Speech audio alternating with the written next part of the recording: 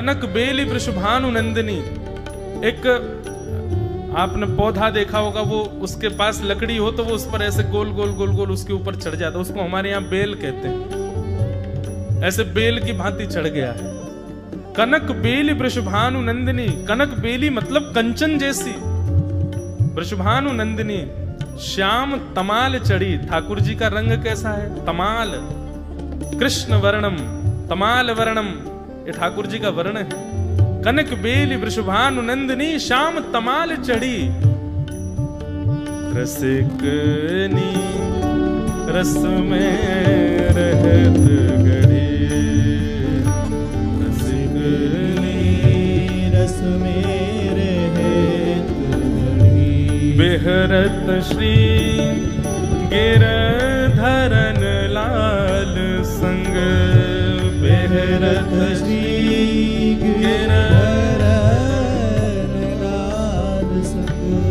बेहरत श्री गिरधरन लाल संग, बेहरत श्री गिरधरन लाल संग। कोने पाठ पढ़ी रसिकनी, कोने कुंभन दास प्रभु गोवर्धन, कुंभन दास प्रभु गोवर्धन। कुंभन दास प्रभु गोवर्धन धर, कुंभन दास प्रभु गोवर्धन धर। रीत रस केलु बढ़ी रसिकनी, रति रस केलु बढ़ी रसिकनी रस में रहत गढ़ी। कनक बेली वृषभानु नंदिनी, कनक बेली वृषभानु नंदिनी।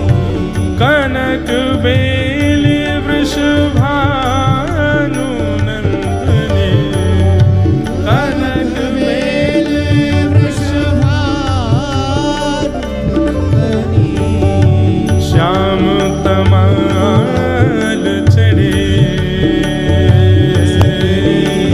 श्याम तमाल चढ़ी।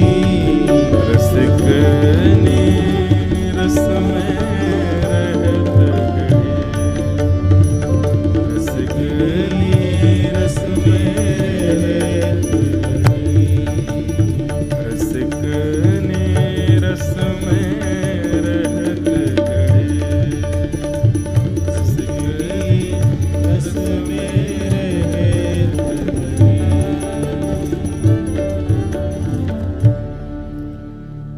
गोविंद दास जी जो तानसेन को भी दिख रहे थे, कभी किसी को बैठाने के लिए अपने ही गमछा से पहुंच देते हैं, किसी को जल पिला रहे हैं, यहां से वहां घूमते डोल रहे हैं, सबकी सेवा करते हुए डोल रहे हैं। और गुसाई जी ने ऐसे ही बुलाया, बोले आओ आकर के ठाकुर जी को कुछ सुनाओ। एक तो शब्द इतने गहरे, और ऊपर से गोविंद दास जी ने जब प्रेम उन्मुक्त होकर के गाया, बगल में फूटी कौड़ी हाथ में लेकर के बैठा हुआ तानसेन, उसके नेत्रों से अविरल अश्रुधार गिर रही है। थोड़ी देर बाद किसी ने जाकर के उनको जय श्री कृष्ण कहकर के जब स्पर्श किया, तब तानसेन के नेत्र खुले, और नेत्र खोल करके उसने गोविंद दास जी को देखा, और देख करके गुसाई जी के पास गया, और गुसाई जी के सामने जाकर के वो फूटी कौड़ी रख दी। बोले महाराज, आपने कहा कि ठाकुर जी के सामने मेरी गाय की फूटी कौड़ी के समान है, पर गोविंद दास को सुन के लगता है आपने मुझे बहुत ज्यादा दे दिया, मैं इसके लायक भी नहीं हूं, मैं फूटी कौड़ी के लायक भी नहीं हूं। इन रस भाव में उन्मुक्त, इन भाव सरोवर में डूबे हुए वैष्णवों के आगे मेरी गाय की कुछ नहीं। पर बात यहां हो रही है गोविंद दास जी की सरलता की। गोविंद दास जी भी एक गायक हैं, पर उनके सामने तानसेन को बुलाया गया, तानसेन को बैठाया गया, तानसेन से गवाया गया, लेकिन फिर भी गोविंद दास जी के चित्त में किंचित भी ईर्ष्या का भाव नहीं आया है। और ये वैष्णव का बंधुओं एक बात और कहनी, एक मन में भाव आ रहा है कि हमारे चित्त में किसी के प्रति ईर्ष्या ना आना, ये इसका प्रयास तो हमको करना ही है, परंतु वैष्णव का एक स्वरूप और होता है, वो जिसके सामने बैठ जाएगा, यदि वास्तव में वैष्णव है तो सामने वाले का दुर्गुण अपने आप नाश होगा, कुछ कहना करने की आवश्यकता नहीं है। आप वास्तव में वैष्णव हैं, भजनानंदी हैं, ठाकुर जी की अनन्य सेवा करते हैं, कथा को जीवन में उतारते हैं, तो आप जिस व्यक्ति के संग बैठेंगे, बिना कुछ कहे, बिना कुछ बोले, आपकी केवल उपस्थिति मात्र से उसके दोषों में परिवर्तन आने लग जाएगा। गोविंद दास जी ने जब गाना प्रारंभ किया तो उनकी गायकी सुनकर के बादशाहों के दरबार में गाने वाले तानसेन को ईर्ष्या होनी चाहिए थी, पर ईर्ष्या न होकर के प्रेम में परिवर्तित हो गए और गोविंद दास जी रुदन करने लगे, आनंद मग्न हो गए। इसका मतलब क्या है? श्री गोविंद दास जी के चित्त में ईर्ष्या नहीं है, इसलिए उनकी गायकी से निकले हुए स्वर जब तानसेन के चित्त में गए, उसके चित्त में भी ईर्ष्या का प्रादुर्भाव होने नहीं दिया। यही भागवत का अधिकारी का स्वरूप है, निर्मत्सराणाम सताम, मात्सर्य दोष से जो रहित है। मात्सर्य दोष यदि चित्त में है, कहीं ना कहीं किसी के प्रति ईर्ष्या, किसी की उपलब्धियों से आप परेशान हैं, ठाकुर जी से बहुत दूर हो अभी आप।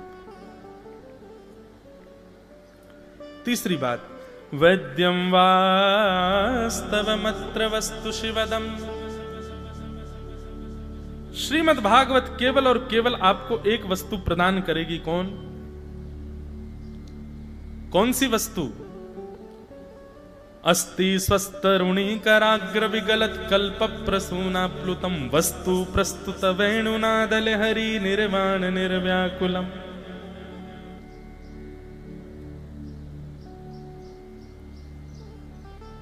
अस्ति स्वस्तरुणी कराग्र विगलत कल्प प्रसूना प्लुतम वस्तु प्रस्तुत वेणुनादल हरि।